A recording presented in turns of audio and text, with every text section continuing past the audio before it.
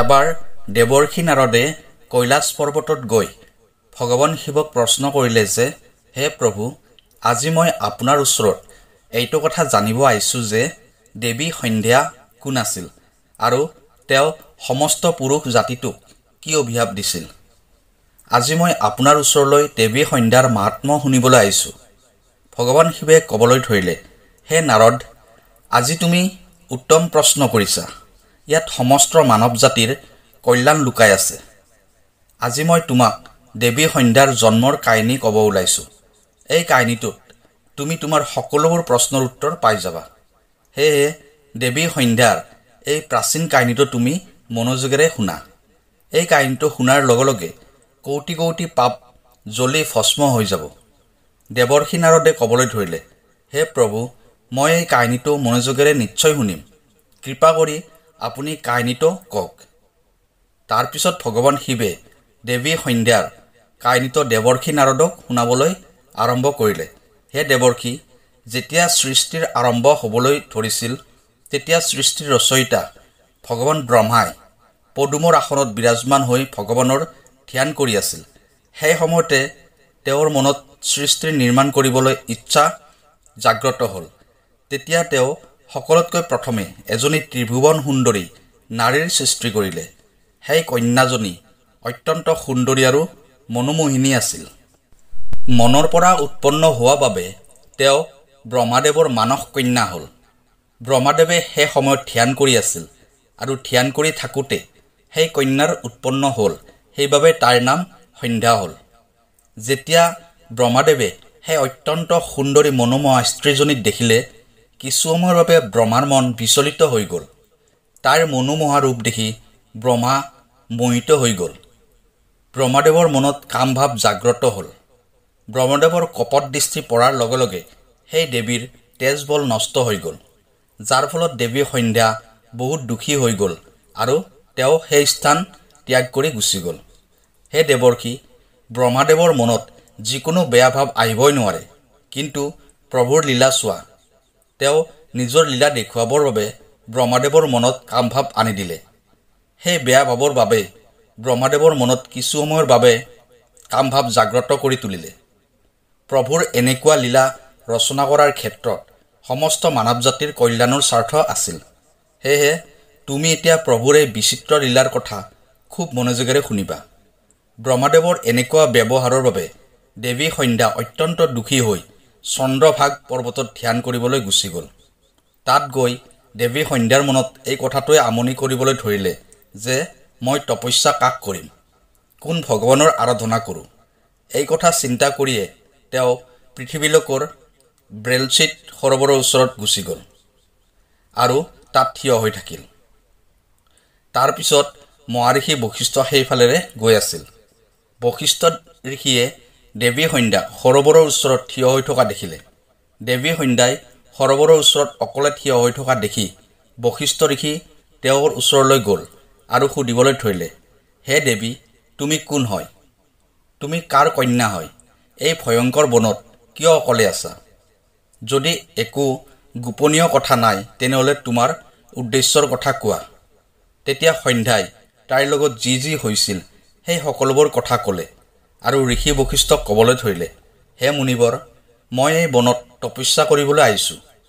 কৃপা কৰি আপুনি মোক কওক, মই কাৰ তপস্যা কৰোঁ আৰু তপস্যা কেনেকৈ কৰিব লাগে। কৃপা কৰি মোক এটা উপদেশ দিয়ক। সন্ধ্যাৰ কথা শুনি বশিষ্ঠ মুনিয়ে ক'বলৈ ধৰিলে, হে দেৱী, তুমি ভগৱান নাৰায়ণৰ তপস্যা কৰা। ওম নমো নাৰায়ণাই নমঃ এই মহামন্ত্ৰটোৰ জপ কৰা। যেতিয়ালৈকে ভগৱানৰ দৰ্শন নহয় তেতিয়ালৈকে এই মন্ত্ৰটোৰ জপ কৰি থকা। পৰিষ্কাৰ বস্ত্ৰ পৰিধান কৰি সঁচা মনেৰে এই নিয়মটো পালন কৰা।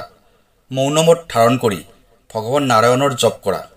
তোমাৰ ভক্তিত সন্তুষ্ট হৈ ভগৱান বিষ্ণুই তোমাক নিশ্চয় দৰ্শন দিব। এইদৰে বশিষ্ঠ মুনিয়ে দেৱী সন্ধ্যাক উপদেশ দি তাৰ পৰা আঁতৰি গ'ল। দেৱী সন্ধ্যাই এতিয়া তপস্যাৰ মাৰ্গ বিচাৰি পালে আৰু তাই আনন্দেৰে শ্ৰীহৰিৰ তপস্যা কৰিবলৈ ধৰিলে। সন্ধ্যাই বশিষ্ঠ ঋষিয়ে কোৱা নিয়মবোৰৰ পালন বহুত সাৱধানেৰে কৰিব ধৰিলে। এইদৰে সকলোবোৰ নিয়ম পালন কৰি দেৱী সন্ধ্যাই 4 যুগলৈ নিজৰ তপস্যা কৰি গ'ল। সন্ধ্যাৰ ব্ৰত তপস্যা ভগৱানৰ প্ৰতি শ্ৰদ্ধা দেখি সকলোবোৰ দেৱতা বহুত আচৰিত হ'ল। ভগৱান বিষ্ণুৱেও দেৱী সন্ধ্যাৰ তপস্যাত অত্যন্ত সন্তুষ্ট হ'ল। তাৰপিছত ভগৱান বিষ্ণুই তেওঁৰ মনোহৰ চতুৰ্ভুজ ৰূপ ধাৰণ কৰি দেৱী সন্ধ্যাৰ সন্মুখত প্ৰকট হ'ল আৰু দেৱী সন্ধ্যাক ক'বলৈ ধৰিলে, হে দেৱী উঠা, মই তোমাৰ ভক্তিত অত্যন্ত সন্তুষ্ট হৈছোঁ। ভগৱান বিষ্ণুৰ মনোহৰ ছবি দেখি দেৱী সন্ধ্যাই তৎক্ষণাত থিয় হ'ল। ভগৱানৰ সেই ৰূপ শ শ সূৰ্যৰ সমান তেজময় দেখা গৈছিল। ভগৱান বিষ্ণুৰ এনেকুৱা ৰূপ দেখি দেৱী সন্ধ্যা স্তব্ধ হৈ গ'ল। তাই বুজি পোৱা নাছিল এতিয়া তাই কি কৰিব তথা কি ক'ব। তাইৰ মনত ভগৱানক স্তুতি কৰাৰ অভিলাষ জাগি উঠিল, কিন্তু তাই ভগৱানৰ এই ৰূপ দেখি একোৱে ক'ব পৰা নাছিল। তাৰপিছত ভগৱান বিষ্ণুই দেৱী সন্ধ্যাৰ মনৰ উগুল থুগুল ভাৱটো জানিব পাৰিলে আৰু তাইক দিব্য জ্ঞান, দিব্য দৃষ্টি তথা দিব্য বাণী প্ৰদান কৰিলে। তাৰপিছত দেৱী সন্ধ্যাই বহুত উৎসাহেৰে ভগৱান বিষ্ণুৰ স্তুতি কৰিব ধৰিলে। তাইৰ এটা এটা কথাত তাইৰ ভক্তি আৰু সমৰ্পণ দেখিবলৈ পোৱা গৈছিল।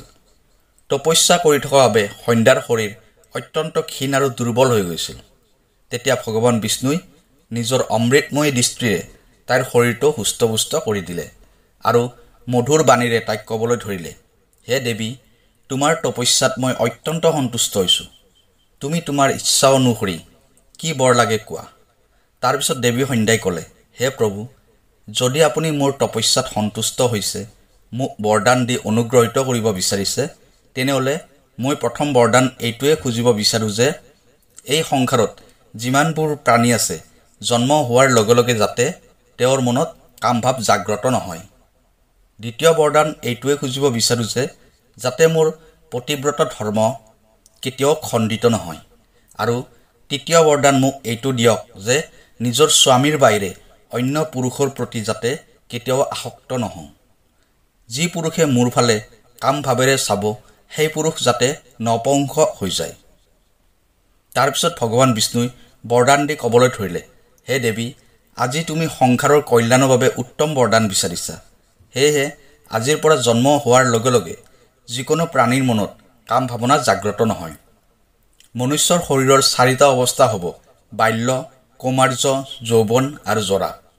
মনুষ্যৰ শৰীৰত কৌমাৰ্য অৱস্থাৰ পিছৰ পৰা কাম বাসনা জাগি উঠিব। তোমাৰ এই তপস্যাৰ পৰা আজি মই এই মৰ্যাদা স্থিত কৰি দিছোঁ যে সংসাৰৰ যিকোনো প্ৰাণীৰ জন্ম হোৱাৰ লগে লগে শৰীৰত কাম বাসনা জাগ্ৰত নহ'ব। তোমাৰ সতীত্বৰ প্ৰশংসা 3টা লোকতে হ'ব। আৰু তোমাৰ স্বামীৰ বাহিৰে যি পুৰুষে তোমাক কামভাৱেৰে দৃষ্টি দিব, তেওঁ তৎক্ষণাৎ নপুংস হৈ যাব। তোমাৰ স্বামী বহুত ভাগ্যৱান, তপস্বী, সুন্দৰ তথা তোমাৰ লগত বহুত যুগলৈ জীৱিত হৈ থাকিব। হে দেৱী, তুমি যি যি বৰদান বিচাৰিছা, মই তোমাক এই সকলোবোৰ বৰদান প্ৰদান কৰিছোঁ। এতিয়া মই তোমাৰ মনৰ কথা কওঁ। প্ৰথমতে তুমি অগ্নিত নিজৰ শৰীৰটো ত্যাগ কৰিম বুলি প্ৰতিজ্ঞা কৰিছিলা। এই প্ৰতিজ্ঞাটো তুমি এইকাৰণে কৰিব লগা হৈছিল কাৰণ ব্ৰহ্মাৰ দৃষ্টি তোমাৰ ওপৰত পৰিছিল। নিৰ্দোষ হোৱাৰ পিছতো তুমি এই শৰীৰটো ত্যাগ কৰিব বিচাৰিছিলা। ইয়াৰ ওচৰতে চন্দ্ৰভাগা নদী আছে। সেই নদীৰ পাৰতে মহৰ্ষি মেধাতিথিয়ে এনেকুৱা এটা যজ্ঞ কৰি আছে, যি যজ্ঞ 12 বছৰ পিছতে সম্পূৰ্ণ হ'ব। সেই যজ্ঞত তুমি তোমাৰ শৰীৰটো ত্যাগ কৰি তোমাৰ প্ৰতিজ্ঞা পূৰ্ণ কৰা। কিন্তু তুমি তাত এনেকুৱা ৰূপত যোৱা যাতে মুনিসকলৰ দৃষ্টি তোমাৰ ওপৰত নপৰে। মোৰ কৃপাত তুমি অগ্নিদেৱৰ কন্যা হৈ যাবা। তুমি যাক তোমাৰ স্বামী হিচাপে বিচৰা, তেওঁৰ কথা চিন্তা কৰি তুমি অগ্নিত তোমাৰ শৰীৰটো ত্যাগ কৰা। এনেকৈ কৈ ভগৱান বিষ্ণুই দেৱী সন্ধ্যাৰ মূৰটো স্পৰ্শ কৰিলে। ভগৱান বিষ্ণুৰ স্পৰ্শ পোৱাৰ লগে লগে দেৱী সন্ধ্যাৰ শৰীৰটো আটাৰ শৰীৰ হৈ গ'ল। ভগৱানে এইটো এইকাৰণে কৰিছে কাৰণ ঋষি মুনিসকলৰ যজ্ঞ সংসাৰৰ কল্যাণৰ বাবে হৈ আছিল আৰু সেই যজ্ঞত যাতে মাংস নপৰে আৰু অগ্নিদেৱ যাতে মাংসভোজী হৈ নাযায়। তাৰপিছত দেৱী সন্ধ্যাই অদৃশ্য হৈ যজ্ঞস্থানত গৈ উপস্থিত হ'ল। সেই সময়ত তাইৰ মনত এটাই ভাৱনা আহি আছিল। দেৱী সন্ধ্যাই পৃথিৱীলোকত আহি সকলোতকৈ প্ৰথমে মহাঋষি বশিষ্ঠৰ দৰ্শন কৰিছিল। সেয়েহে তাই মনতে মহাঋষি বশিষ্ঠকে নিজৰ স্বামী হিচাপে মানি ল'লে আৰু তেওঁৰ কথা চিন্তা কৰিয়ে দেৱী সন্ধ্যাই যজ্ঞৰ অগ্নিত নিজৰ শৰীৰটো ত্যাগ কৰিলে।